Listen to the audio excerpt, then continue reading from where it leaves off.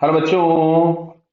यहाँ दिया हुआ है कि two disc each having moment of inertia 5 kg meter square about its central axis rotating with angular speed 10 radian per second and 20 radian per second are brought in contact face to face with their axis of rotation coincides। Clear है?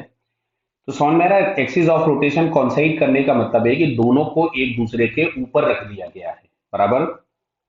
Then the loss of kinetic energy in this process. तो देखो यहाँ पे दोनों के अगर angular speeds अलग अलग हैं, बराबर है ये, तो दोनों के बीच में रिलेटिव मोशन होगा, यानी ये काइनेटिक फ्रिक्शन एक्ट होगा जो सिस्टम के लिए इंटरनल होगा। लेकिन काइनेटिक फ्रिक्शन अगर एक्ट हुआ तो सिस्टम के लिए चाहे वो इंटरनल हो चाहे एक्सटर्नल हो, एनर्जी में लॉस होगा ही होगा। अभी समझ में हम लोगों को आ रहा होगा कि अगर ऊपर वाली डिस्क पर फ्रिक्शन एंटी क्लॉकवाइज रोटेट कराएगा तो नीचे वाली डिस्क को वो क्लॉकवाइज रोटेट कराएगा, यानी इंटरनल जो फ्रिक्शन लग रहा है उसका नेट टॉर्क अभी भी क्या है? जीरो। अगर नेट टॉर्क अगर जीरो है एक्सटर्नल, तो यानी सिस्टम का एंगुलर मोमेंटम कंजर्व रहेगा। तो अगर मैं इनिशियल एंगुलर मोमेंटम की बात करूं तो इनिशियल एंगुलर मोमेंटम हम लोगों के पास मिलेगा 5 एक का है, मतलब आई वन ओमेगा वन मैं लिख दे रहा हूं। देखिए यहां पे पहले में, चलिए I one omega one plus I two omega two is equals to I one plus I two into omega, because finally तुमसे बोला है कि दोनों के एक्सिस ऑफ रोटेशन हमारे पास क्या हो गए? कॉन्साइड हो गए, यानी दोनों के मोमेंट ऑफ इनर्शिया डायरेक्टली क्या होंगे? ऐड हो जाएंगे। सर ये कैसे पता चला कि हमने इसको प्लस कर दिया? दोनों के डायरेक्शन आपने सेम ले लिए। देखो यहाँ पे डायरेक्शन के बारे में कोई इंफॉर्मेशन नहीं दिया है, तो दोनों के ओमेगा हम सेम डायरेक्शन में भी ले सकते हैं और अपोजिट भी ले सकते हैं। तो पहले हम लोग सेम डायरेक्शन में लेकर के इसको सॉल्व करते हैं। तो यहां से हमारे पास मिल रहा है 5 into angular velocity 10, 5 into angular velocity 20। अच्छा, final moment of inertia 5 plus 5 हो जाएगा 10 इंटू ओमेगा। तो ये हम लोगों के पास मिल रहा है 150 इज इक्वल्स टू 10 ओमेगा। तो ओमेगा इज इक्वल्स टू आ गया 15 रेडियन पर सेकेंड। ये कॉमन एंगुलर वेलोसिटी आ गई बाद में। क्लियर बेटा?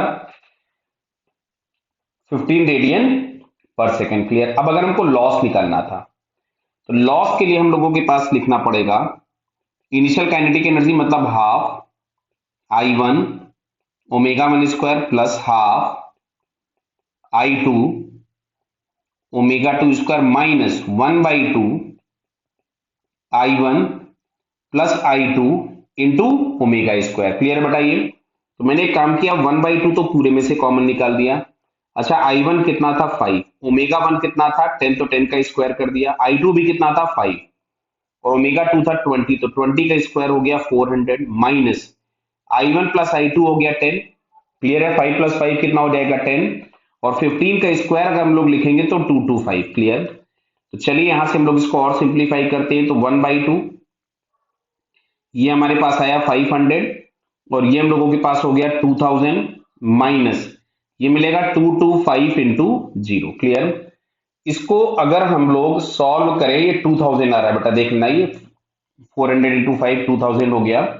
तो 2500 में से अगर मैं 2250 माइनस करूं तो ये हम लोगों के पास यहां से मिलेगा, देख लीजिए, ये हम लोगों के पास आ रहा था 2500 माइनस 2250।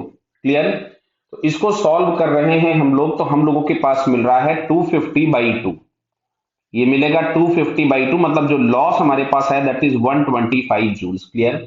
तो अगर हम ऑप्शन चेक करें, देखो 125 जूल हम लोगों को एक आंसर तो मिल रहा है, मतलब यहाँ पे एक थर्ड आंसर तो मिल गया। लेकिन अगर ये ओमेगा अपोजिट होते, अगर ओमेगा अपोजिट होते तो बेटा लॉस जो होगा ना 125 से भी ज्यादा आएगा। क्यों? सुनो देखो कैसे।